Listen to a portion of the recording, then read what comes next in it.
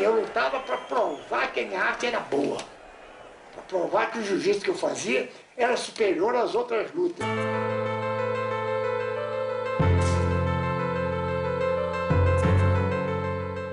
Nos anos 30, o esporte brasileiro tinha um só ídolo, o lutador Hélio Gracie. É que o menino raquítico e doente, que nunca nem sequer deu uma aula, de repente começa a dar aula, de repente se projeta, de repente se torna o maior lutador do mundo. Ele desenvolveu esse jiu-jitsu para fazer com que o jiu-jitsu pudesse ser praticado por pessoas iguais a ele, franzinas, fracas e debilitadas.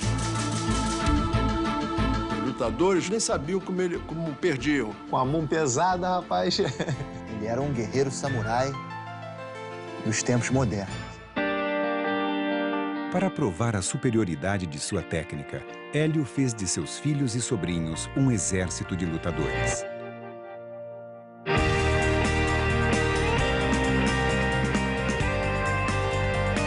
Não existe uma família com tantos anos, formando tantos campeões, fazendo uma mesma arte. Não existe. Se eu sou Gracie, eu estou pronto para representar a bandeira. Se eu sou Gracie, eu não acredito que outra arte marcial possa me vencer. Hélio Gracie foi um homem determinado e polêmico. Nós, Gracie, se não somos odiados, somos mal queridos por milhões e milhões de pessoas. Só a invencibilidade de um sujeito já bota um cara antipático. Ele veio para cá com a missão e cumpriu a missão de uma maneira muito honrosa e, por isso, protegida também. É sangue, suor e lágrima. É isso que foi a vida do meu pai. Não tem outra história.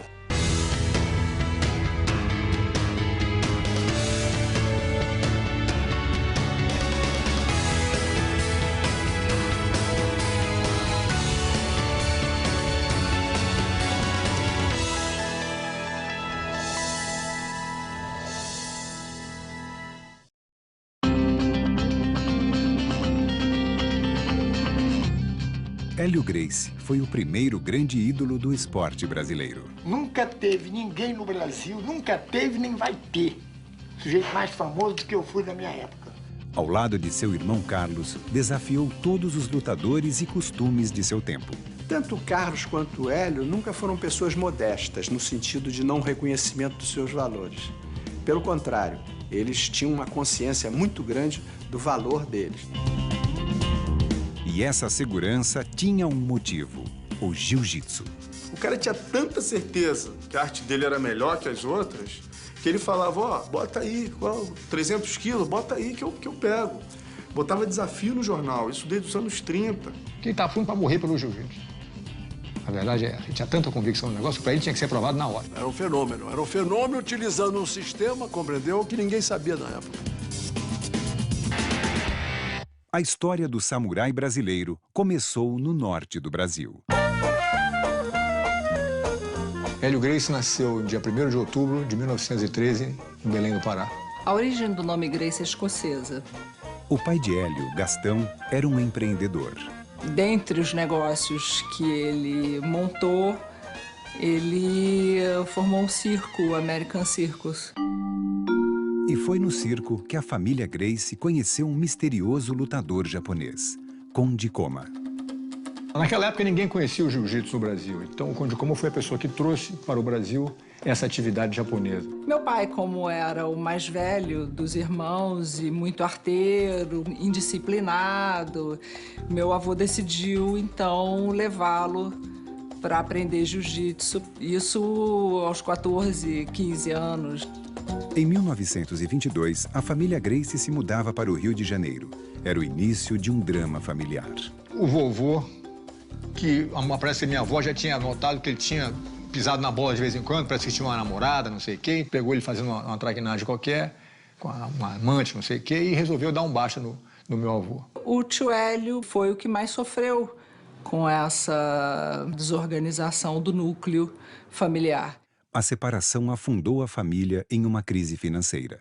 Hélio foi obrigado a viver de favor no Clube de Regatas Botafogo, onde logo mostrou um lado de sua personalidade. Ele conta a história que parece que um tal de Fifi na época, o apelido do cara era Fifi, e o jeito ia fazer ginástica, e ele não gostava do jeito por qualquer razão, ele ficava escondidinho assim, a uns 5 metros de distância, sentado assistindo o cara fazer ginástica de peso ou o que for, e ficava dizendo Fifi, Fifi, Fifi. O cara mudou de horário. Só às 8 horas da manhã, eu disse, cadê o Fifi? Fifi agora tá vindo de manhã cedo, que horas? 6 horas. No dia seguinte, quando o Fifi tava olhando tranquilo, eu falei, ô Fifi. A gente foi embora no clube. Mas a infância de Hélio foi marcada por uma doença que nenhum médico conseguia explicar. Não podia fazer nada, muito franzino, dizia ele, que era sujeito a desmaios. Ninguém sabia por que esse tipo de fraqueza que ele tinha. Por conta, eu acho, dessa instabilidade emocional, porque na época ele foi examinado e não foi constatado nenhum problema físico.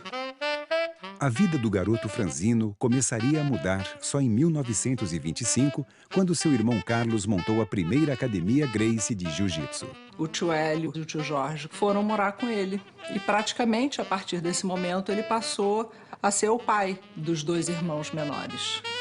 O jiu-jitsu era uma novidade no Brasil. E para conseguir alunos, Carlos adotou uma estratégia ousada. Ele promovia lutas e promovia desafios e dizia no jornal, se você quiser ter um braço quebrado ou uma costela partida, procure o Carlos Gracie. Qual era a maneira que ele tinha de provar? Confronto real. Desafiando os maiores capoeiristas e boxeadores, os irmãos Gracie logo viraram celebridades no Rio de Janeiro. Mas Hélio ficava sempre de fora.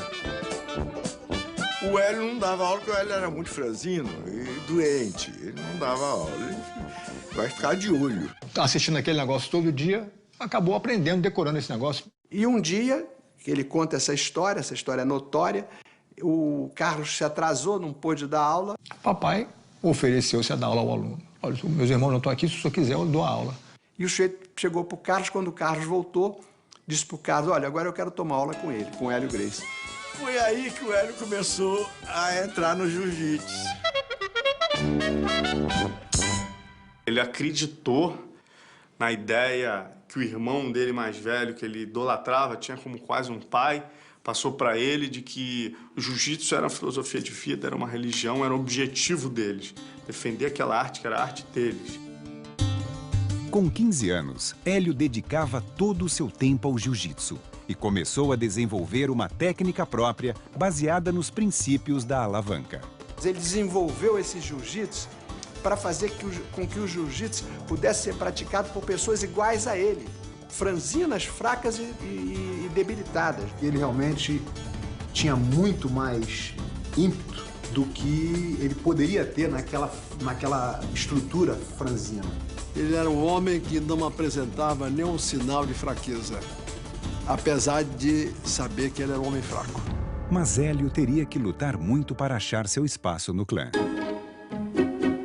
A família já tinha um lutador principal, Jorge, conhecido como Gato Ruivo.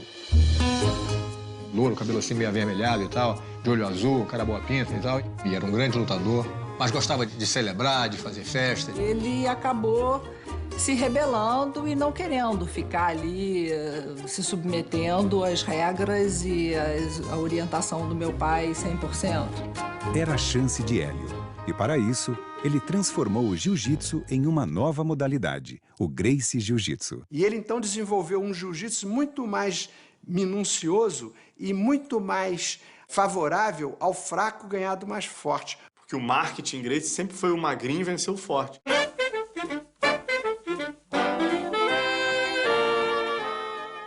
Eu nunca entrei numa luta para ganhar.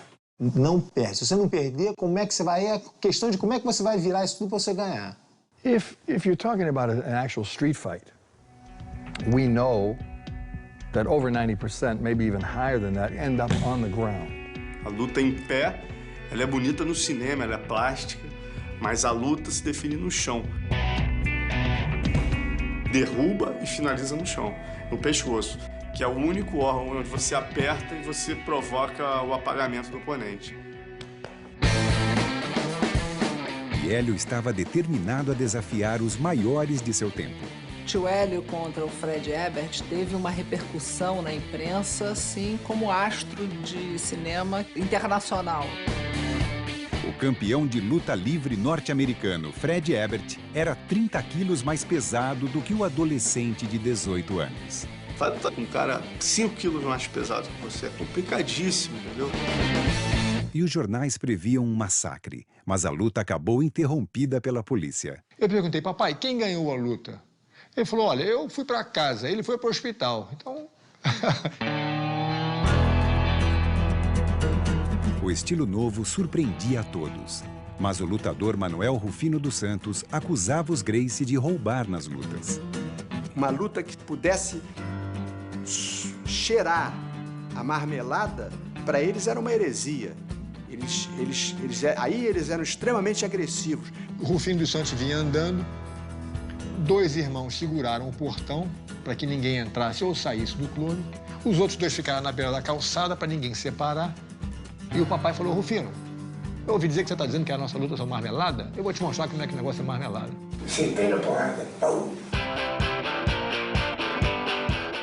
Depois disso, a relação de Hélio Gracie com a imprensa passou a ser de amor e ódio. É normal, se um time de futebol ganha de todo mundo, fica todo mundo torcendo para algum time ganhar dele. Em poucos meses, Hélio se tornaria a estrela da família Gracie.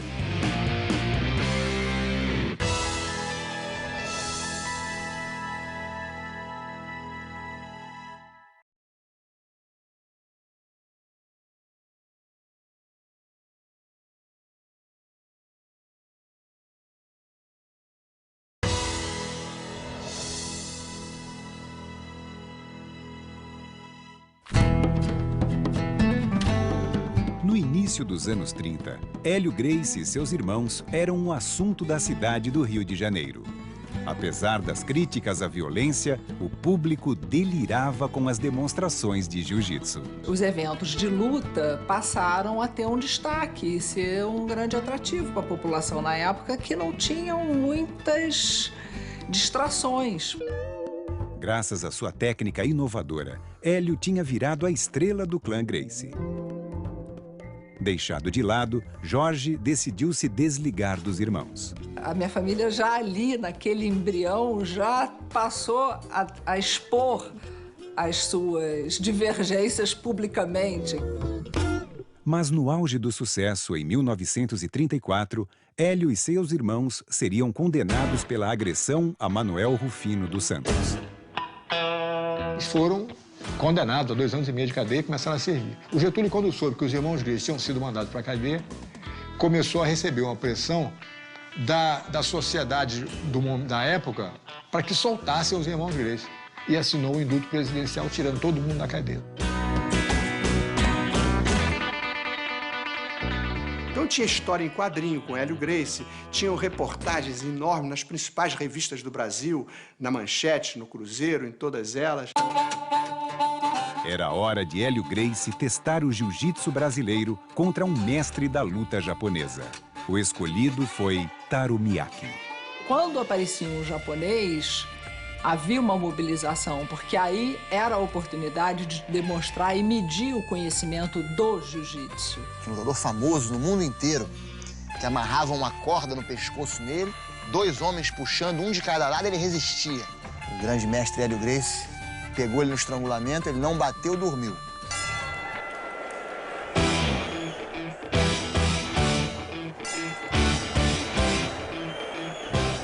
A vitória sobre Miyake levou Hélio a desafiar adversários cada vez mais impressionantes. Eles ficavam aqui para aquela bucha de quem é que vai parar esse sujeito. E com esses desafios, Miyake, Masagoshi, quer dizer, Yano, quer dizer, a opção de gente que vinha lutar, o Ono, quer dizer, as lutas vinham acontecendo e o prestígio do Hélio Gracie ia cada vez aumentando mais. Hoje eu estou concluindo que os caras ficavam traumatizados com a minha presença, entende? Porque as lutas que eu tive, eu às vezes fico sem entender como é que eu consigo ganhar um quê daquele tamanho. Mas sem ódio, ele enfrentava, compreendeu? Sempre baseado, vamos dizer assim, que eu não sou melhor do que ninguém, mas a minha técnica é insuperável. There's no anger, there's control of your emotions. You control your emotions in a fight, you control your emotions in an argument. Ele sempre falou antes das lutas, meu filho, não bate nos seus adversários. Falava, peraí, papai, não bate nos adversários? Quando você quer dar um soco em alguém, você se expõe a levar um soco também. Mas agora é minha vez, deixa eu bater em alguém, pai, deixa eu quebrar a cara de alguém. Ele falou, meu filho, você é grande. Para ele eu era grande. Você é grande, você é forte. Se você cair por cima dos adversários, não há por que bater, arrebentar a cara do sujeito. Com as vitórias, logo veio o assédio das mulheres. Nunca tive relações com uma mulher que não admitisse ter filho. Eu olhava para uma mulher e dizia, mas que filho virá dessa mulher? A vida do homem é dirigida para a luta. A mulher é para procriar. Ter um filho 9 meses ali, cultivar, depois amamentar o filho, quer dizer, ele achava isso uma coisa tão importante para a raça humana, para o ser humano, que ele achava que essa era a principal missão da mulher. Quando eu comecei a competir, eu me lembro que ele chegou uma vez para mim e falou, nossa, você é muito bonita para estar lutando. A mulher foi feita exclusivamente para ser esposa, mãe e cuidar dos filhos. Toda mulher que não faz isso, não é exatamente isso, ela não está certa. Mas também, antigamente, as mulheres não podiam nem votar. Então, tem essa mentalidade dos homens da época, né? As mulheres não tinham direito nenhum. Mas as coisas foram evoluindo e na família Gracie não foi diferente. Em 1937, Hélio conhece Margarida, a mãe que escolheria para seus filhos. A mamãe era uma mulher muito simpática e tal, uma mulher muito fina, de muita classe. Margarida tinha apenas 18 anos e já era divorciada com 2 filhos. Seu pai era um poderoso empresário. E quando o papai se aproximou dela, o meu avô, naturalmente, falou, pô, esse cara é outro caça-níqueis que vem aí. Eventualmente, a mamãe resolveu que ia casar com o papai mesmo e falou, olha, o negócio é o seguinte, eu vou casar com ela e resolveu e pronto. Era o início de uma nova fase na vida de Hélio Gracie. Mas suas lutas mais importantes ainda estavam por vir.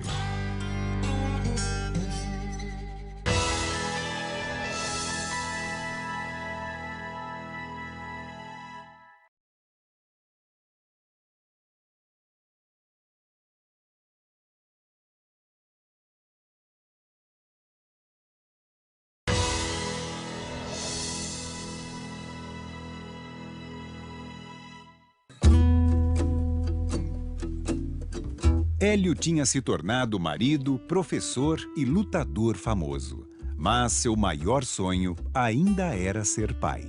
Ele queria ter o timinho dele também, porque o tio Carlos tinha os filhos dele, não sei o quê. O papai sempre queria ter filho, queria dar ideia de família, foi um cara muito ligado a esse tipo de coisa, sempre gostou muito de criança. Carlos Gracie, que estava viúvo há pouco tempo, faria a Hélio uma oferta incomum. Então ele estava com um monte de filho, casou-se com uma outra mulher que não tratava as crianças muito bem. A parceria dele do tio Hélio era tão intensa que os primeiros 7 filhos do meu pai, os filhos do primeiro casamento e mais 2 que ele teve, quando ele casou pela segunda vez, ele deu pro tio Hélio criar. E o papai, que adorava a criança, louco para ter filho, falou, pois não, pumba. Ele assumiu os 7 filhos do tio Carlos, que vieram morar com ele, papai e a mamãe. Então, um dia não tem filho nenhum, no outro dia tem 7 filhos já, o pessoalzinho já grandinho. Em 1947, os irmãos Carlos e Hélio abriam uma nova academia que iria fazer história. E ali eles passaram a ensinar e aquilo virou uma Kodokan brasileira. E formou-se uma das grandes equipes de jiu-jitsu da época. O que o Hélio Gracie fez com a Academia Gracie foi uma escola de samurais.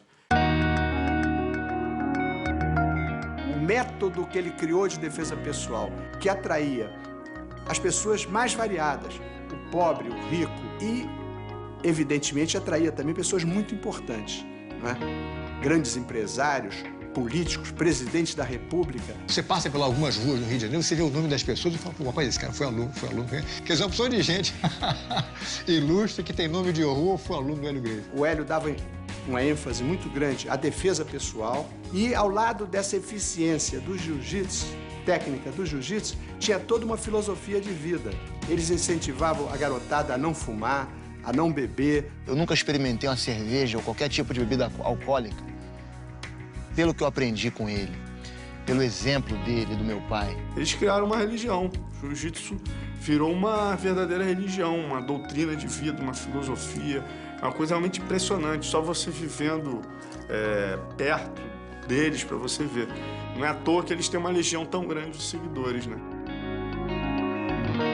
Com a academia a todo vapor, Hélio passou a desafiar todos os grandes lutadores brasileiros e internacionais. Hélio Gracie desafiou uma trupe de japoneses que esteve no Brasil na época, que era formado pela equipe do Kimura.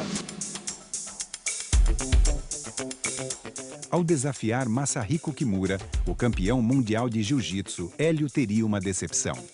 Ele não aceitou o desafio argumentando que ele, Kimura, era campeão do mundo e o Hélio Gracie era um desconhecido. O Kimura pesava quase o dobro do peso do Hélio Gracie, então não fazia mais do que obrigação como campeão do mundo de ganhar de um lutador leve. Se você quiser lutar com alguém, diz o Kimura, luta com o Kato, que é o vice-campeão do mundo, é só 20 quilos mais pesado que você e vai te ganhar com a mesma facilidade que eu te ganho.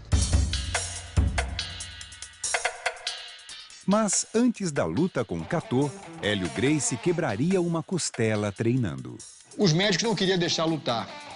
Não queriam deixar lutar com medo de perfurar o pulmão, né? Que é um troço perigoso aberto. Lutaram no Maracanã, primeira luta, em 51, setembro de 51, e houve empate. Então ele falou, olha, pro Carlos Gracie, falou, Carlos, eu acho que se eu lutar com esse cara de novo, quando eu tiver bom na costela, eu ganho dele. Revanche em São Paulo.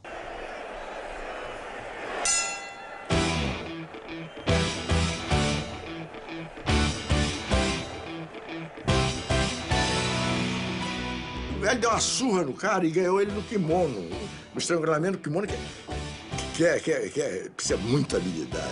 O Hélio Gracie pegou ele no estrangulamento da guarda, virou pro juiz e falou, olha, ele tá dormindo. Ele falou, não, ele não bateu, continua. Ele falou, você quer que eu mate o homem? Aí soltou. O jeito virou pro lado e apagou, ficou por isso mesmo. Conclusão, acabou a luta, o Kimura acabou subindo no ringue.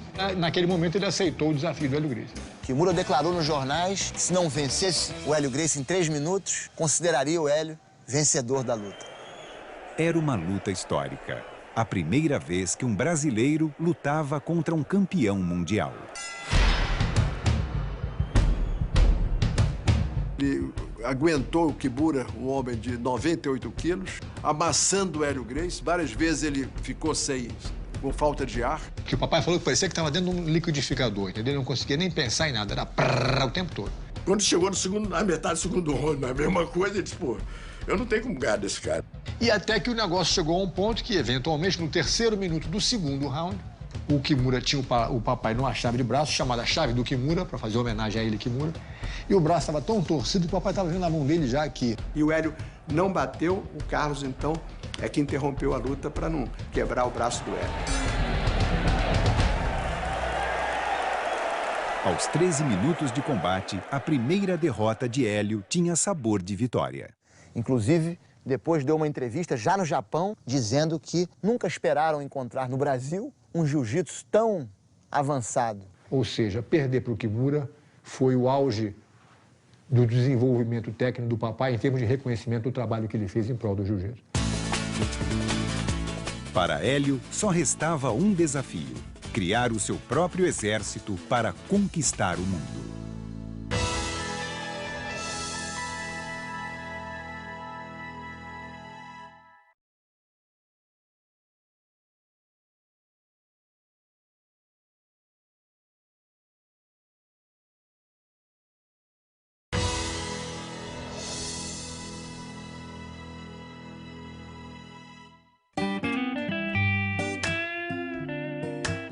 Uma lenda nos ringues, Hélio ainda tinha um desafio pela frente: ter seus próprios filhos. Ele ficou tentando 12 anos a ter filho, não conseguia ter filho. Aí ele começou a ficar assim meio frustrado com o negócio. Sua mulher, Margarida, nem imaginava que não podia ter filhos. A minha avó, Carmelita, era uma mulher assim, muito autoritária. Parece que a mamãe tinha tido as trompas ligadas que impediriam que ela tivesse filho no futuro.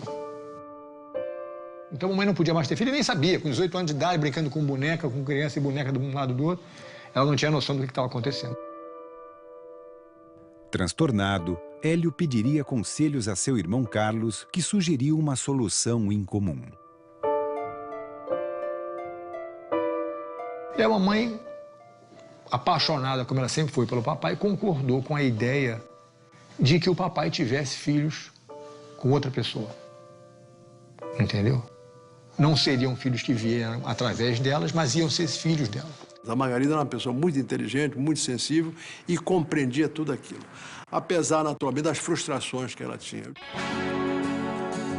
Em 1952, nascia finalmente o primeiro filho de Hélio, Rorion Grace. Nos anos seguintes, viriam Helson e Rickson. A escolha dos nomes dados aos filhos seguia uma lógica pensada por Carlos. A ideia do tio Carlos era botar nomes que não existiam. Com um nome completamente novo, a criança, não ia ter a influência das pessoas que vieram antes com aquele mesmo nome. Ou seja, abre a própria estrada, cada um com o seu próprio nome. Eu não sei até que ponto esse negócio funcionou, porque tem Grace de todo tipo. O fato de cada um ter criado a própria estrada não quer dizer que todo mundo tenha sido muito esclarecido, não. Em todo caso... E os novos Grace já saíam da maternidade destinados para o jiu-jitsu. Já sai rolando, né? Já nasce rolando no tatame. O brinquedo é o kimono. A academia é onde tem o playground. Era isso. No primeiro aniversário, 1 ano de idade, o bolo era um ringuezinho com os bonequinhos vestidos de kimono. Até hoje, quem nasce Grace vai ser sempre lutador. Para continuar a tradição. Depois, se tu quiser fazer o que você quiser fazer, você faz. Mas uma vez vocês vão ter que entrar no ringue. Já tive essa conversa com os meus garotos. Tem um de 13, um de 11 e um de 8.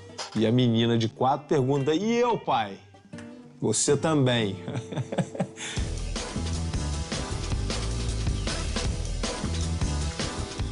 Desde pequenininho, tanto foi feito comigo como eu faço com os meus filhos, a gente brinca com a mão para dar uma noção de defesa ou de movimentação. Comecei a treinar quando eu comecei a andar, né? Que eu fico brincando falando isso, que eu comecei a treinar assim que eu comecei a andar. Meu pai estava sempre, você, treina com você, vamos ver quem é o melhor dos dois. Sempre botando a gente para se pegar, sempre confrontando, sempre testando. Ah, sai daqui, rapaz, tu não é de nada. Não existe uma família com tantos anos, formando tantos campeões, fazendo uma mesma arte. Isso não existe.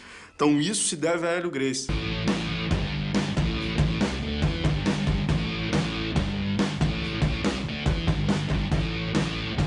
Meu pai sempre foi um general. E o general só é um bom general quando ele tem bons soldados. Afinal de contas, ele estava criando líderes. Isso é uma coisa que na família Gracie tem muito. Tem muito líder e muito chefe, pouco índio. Para abrigar a família que só crescia, os irmãos Hélio e Carlos compraram uma casa em Teresópolis que se tornaria o retiro dos Gracie nas décadas seguintes. Era casa, nunca vi uma casa tão maravilhosa. Era quase que você manter um hotel, era uma estrutura de hotel. Os frigoríficos cheios, as dispensas sempre cheias, compra era um batalhão mesmo. As pessoas passavam de carro do lado de fora da casa, em Teresópolis, viam aqueles kimonos pendurados, tudo arrumadinho certinho, parecia camisa de força. Depois você olhava no gramado central da casa, na lona que tinha no gramado, o pessoal treinando, parecia um asilo de louco, porque a pessoa, todo mundo, 35 crianças se embolando um com o outro. Eles formaram, de fato, uma tribo. Era uma comunidade, a comunidade Gracie. E para alimentar a tribo, Carlos criou uma dieta especial. O Carlos criou um regime alimentar espetacular. Se os brasileiros todos seguissem, nós éramos super-homens. Essa alimentação era baseada na combinação dos alimentos, para que não desse fermentação e para que não desse acidez, para que não enfraquecesse o organismo para as doenças degenerativas e infecciosas. Baseado nessas conversas, eu vou lá do meu irmão. Estou com 89 anos. Não me lembro o último dia que eu fiquei doente. Não me lembro quando é que eu fiquei doente. Não sei. Se eu, Rorion, hoje tiver que escolher, fico com a dieta ou fico com o jiu-jitsu, eu escolho a dieta. The Gracie diet is the beginning of all discipline in the Gracie family, and that discipline serves you in so many ways that you can't even imagine. E o resultado disso é que o pessoal realmente cresceu de uma maneira muito saudável. O papai atribui a saúde dele para poder lutar 3 horas e 45 minutos com o Valdemar Santana, que é a luta mais longa da história, porque ele estava com a saúde que permitiu ele fazer isso. Porque nenhum leão não luta 3 horas e 45 minutos. Esta luta histórica seria a sua última luta oficial. Valdemar foi criado com suquinho na Academia Gracie. O Hélio deu toda a sabedoria e o caso dos Gracie era Gracie. Por influências de inimigos do Hélio, resolveu desafiar o Hélio. E o Hélio, com aquele espírito guerreiro que ele sempre teve, né?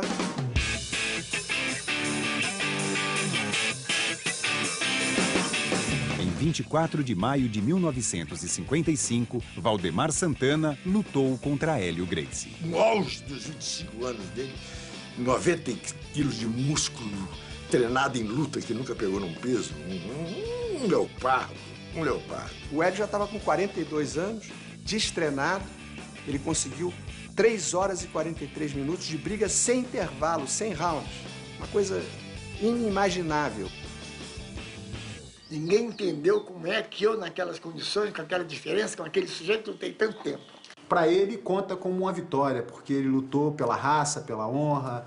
Não foi uma luta programada, não tinha dinheiro, foi um negócio assim de honra. E ele se sentiu satisfeito. Apesar da derrota de Hélio, no dia seguinte à luta, 125 novos alunos se inscreveram na Academia Gracie. Mais do que vencer, ele queria que o jiu-jitsu, a família, continuasse vencendo. Então, estava muito acima só das vitórias dele. Tanto que depois que ele perde do Valdemar, ele fica numa boa e fala, Carson, agora vamos continuar, entendeu? E continuou preparando os filhos dele. Meses depois, Carson Gracie vencia Valdemar Santana, vingando a família. Hélio passou a se dedicar integralmente ao ensino do jiu-jitsu. Eu me lembro a vida inteira sentado, assistindo o papai dar aula de jiu-jitsu, abismado com a maneira dele apresentar o golpe. Ele, acima de tudo, se considerava um professor de jiu-jitsu, antes que um lutador.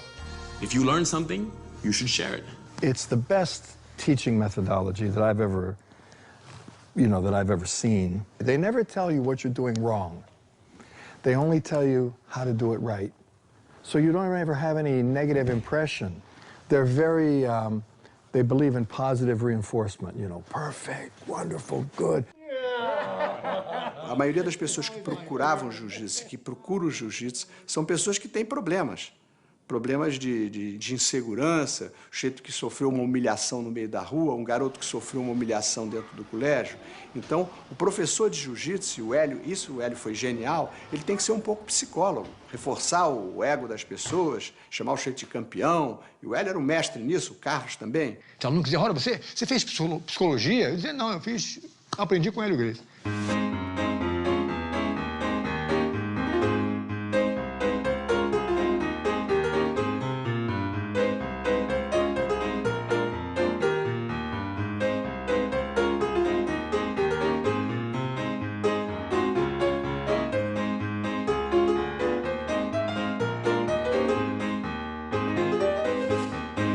Tem um merda para se sentir um homem. É frouxo para se ficar valente. Tem preço isso. Quero ver o cara ficar melhor do que eu. Do método de ensino que o papai desenvolveu para poder atender o aluno é um troço que realmente é inigualável. É o que a gente faz até hoje aqui na academia com muito orgulho. A gente existe para preservar essa memória e esse tipo de ensinamento. Mas com 3 filhos, Hélio ainda sonhava com uma família grande. E eles viriam de um relacionamento com Vera, uma funcionária. Tá voltando da academia e ele me perguntou, meu filho, você gostaria de ter mais irmãos? Eu falei, claro, papai, gostaria de ter mais irmãos. Ele falou, quanto? Eu falei, se eu pudesse, eu queria ter mais 20 irmãos. Ele olhou para mim e falou, olha, você não tem mais 20 irmãos, não, mas você tem mais 4. Mesmo sabendo da existência de uma outra família, Margarida continuou casada com Hélio. Porque o papai sempre dormia lá em casa toda noite. O cara era um artista mesmo, entendeu? Ele não ia dormir fora fim de semana, não existe. Toda noite ele dormia na minha casa. Eu, sendo um caçula de uma primeira geração, eu acompanhei várias vezes a minha mãe chorando pelos cantos. Mas é o tal negócio, não vai poder mudar, já existe a situação. O papai decidido a continuar apoiando os filhos novos, que tem que apoiar mesmo de qualquer maneira, eu concordo 100%. Ele deu apoio à situação das crianças, a mamãe não ia ficar sozinha, então ela concordou e aceitou a situação. Mas a Margarida era uma pessoa que foi, vamos dizer assim, envolvida naquela visão de filhos. Não era a visão da mulher em si, a visão dos filhos, do respeito aos filhos, compreendeu? Ela, inclusive, chegou a ter um relacionamento com a Vera, saíam, faziam aquela junta. Quer dizer, aproximaram-se uma das outras. Mas eu não sei se no fundo do coração ela jamais gostou disso. Eu tenho a impressão que ela não gostava dessa situação. Mas eu cresci chamando a mãe do Rory, Margarida, de mãe também. Quer dizer, a minha mãe era mãe, a Margarida era a mãezinha. E ela introduzia meu filho também. E Hélio ainda viveria para ver seus filhos transformarem o Gracie Jiu-Jitsu em um sucesso internacional.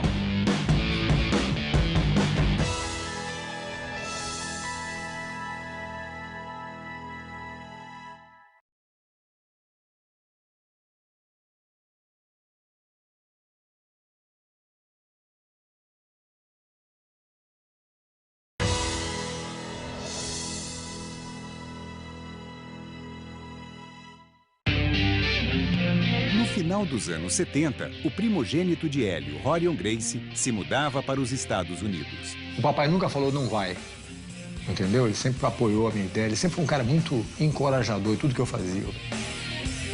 Fritando hambúrguer, quebrando pedra, lavando vaso. Passou um maior sufoco, pediu esmola na rua e tudo. Quando eu cheguei, ele já estava dando aula na garagem. Ali, o jiu-jitsu começava a ganhar o mundo. Bota desafios em jornais. Você gosta de apanhar, então venha na minha garagem. E eu avisava os alunos que eu tinha na época, eu peguei um cara de karatê para brigar comigo amanhã, terça-feira à noite. E o cara aparecia e o pau comia na garagem. A garagem em Los Angeles logo atraiu alunos famosos. You think you're gonna hold me down for 4 seconds? I can hold anybody down for 4 seconds. You know, after that, maybe yes, okay, get a good hold so I grab it. Ed, please, like a man. So I grab him, you know, ready, go, boom. He's on top of me. And that was it. I said, where do I sign up? I have to learn this. Enquanto Rorion e Royce conquistavam os Estados Unidos, Rickson, treinado por Hélio, se tornava um dos melhores lutadores do mundo.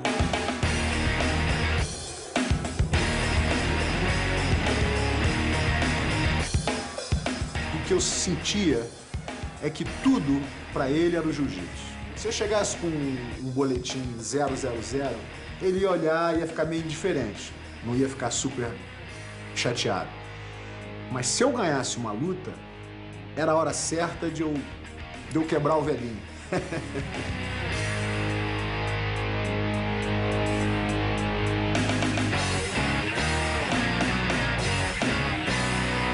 Depois das minhas lutas, ele nunca vinha pra mim com aquela felicidade de surpresa. Ganhou, não há por que celebrar. Vai celebrar, oh meu Deus, não acredito que eu ganhei. Não acredito que você ganhou? Você treinou pra quê? Pra perder? Em 1991, Margarida morria de câncer. Era o fim de um casamento e uma parceria de 52 anos.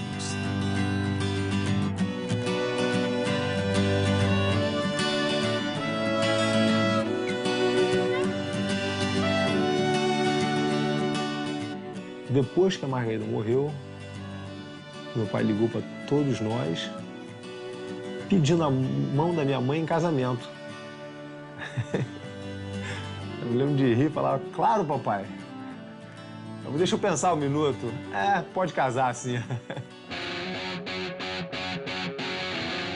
No ano seguinte, Rorion tinha uma ideia que ia transformar o jiu-jitsu do pai em uma febre. Vamos fazer um evento, que é o UFC, né? Onde a gente vai colocar numa jaula representante de todas as lutas e só um vai sair.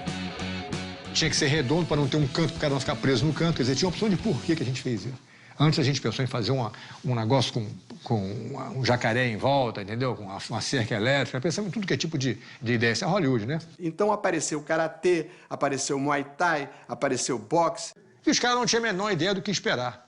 Mas vale tudo, vale burro, cabeçada, soco, pontapé. Eu falei, vale tudo. Então, no final, eu consegui reunir um grupo de pessoas, 7 lutadores, que eu achei os mais qualificados possíveis na época, e botei o Royce para competir também. Se na família, a propósito, você tem que lutar para receber essa chance. Porque todo mundo quer ser bom, todo mundo é bom.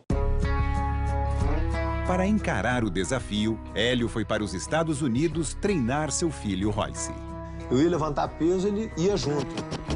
Se eu fosse nadar, ele sentava e ficava assistindo nadar.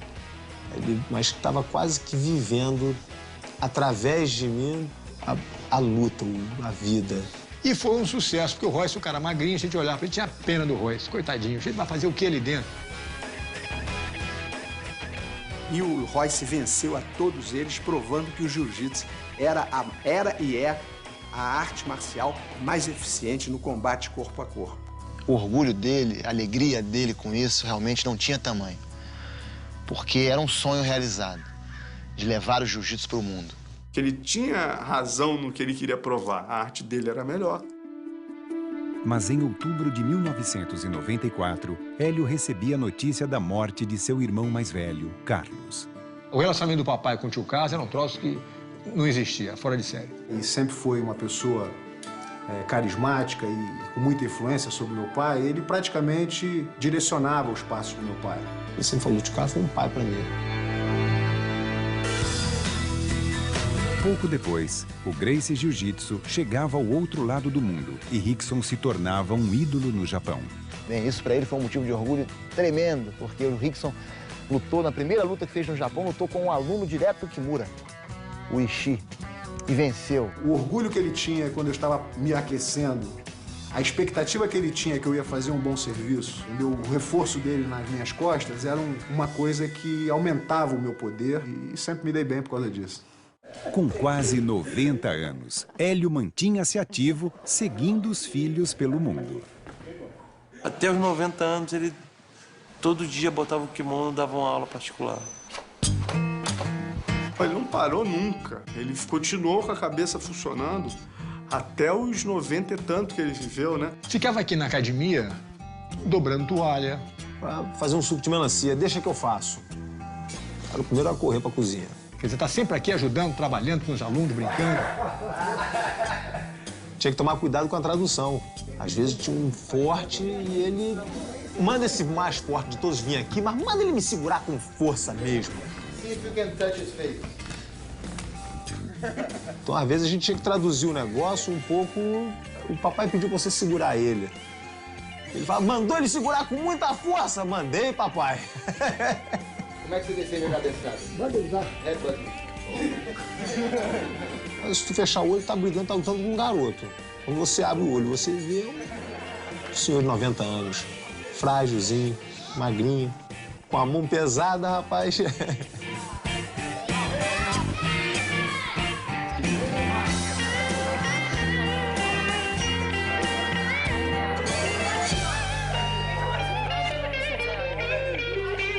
Isso mantinha ele vivo.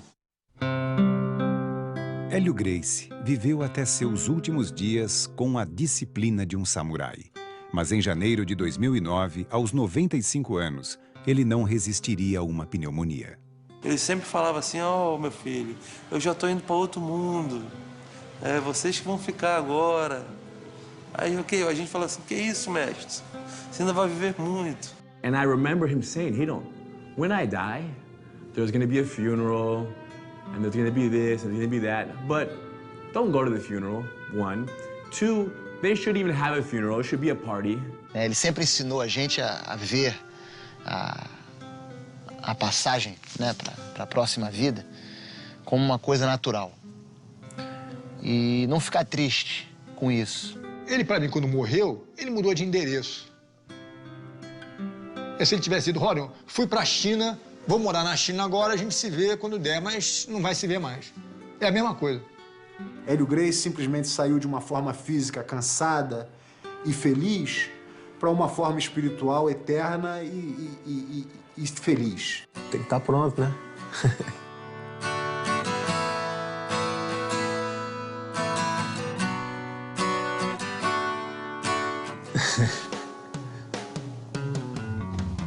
Foi só um minutinho.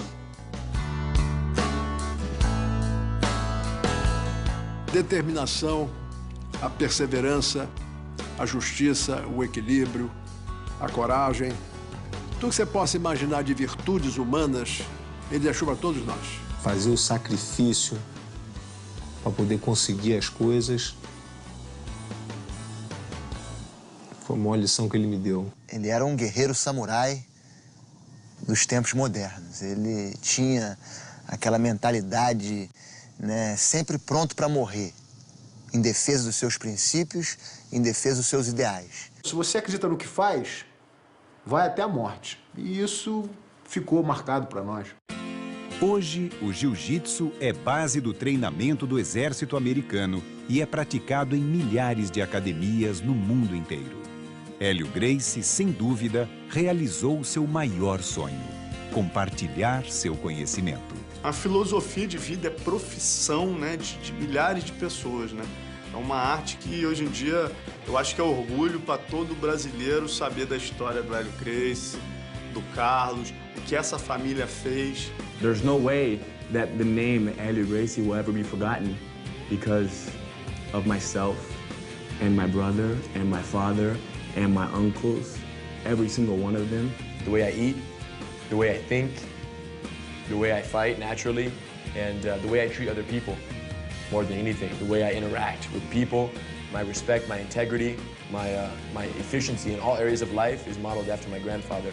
Isso é muito legal, né? De você ter uma família que todos os seus ídolos são seus parentes.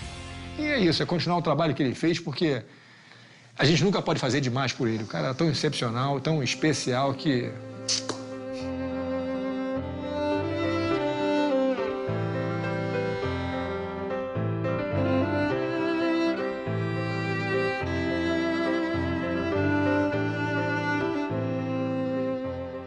Eu lutava para provar que a minha arte era boa. Para provar que o jiu-jitsu que eu fazia era superior às outras lutas. Foi provado isso, estou feliz da vida.